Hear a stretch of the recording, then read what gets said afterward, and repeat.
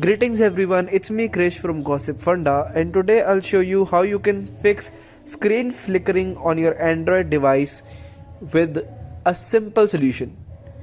So without wasting much time, let's move forward to the video. Okay, so what you have to do is you have to go to settings. Here you have to go to about phone.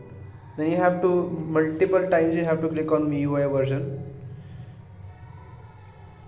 And for 6 to 7 times you have to click on that, and then you will be able to use the developer option which is available in additional settings, and you will see this developer option now. Now you have to enable if it's not enabled. After that you have to search for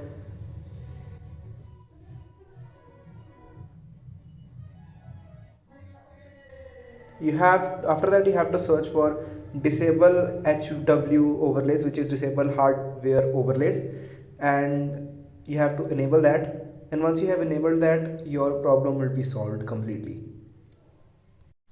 But if the problem still persists, then there is no other way, and you should get your screen replaced with another screen, because that would be a hardware issue and not a software issue. So you should get your screen replaced if that does not work.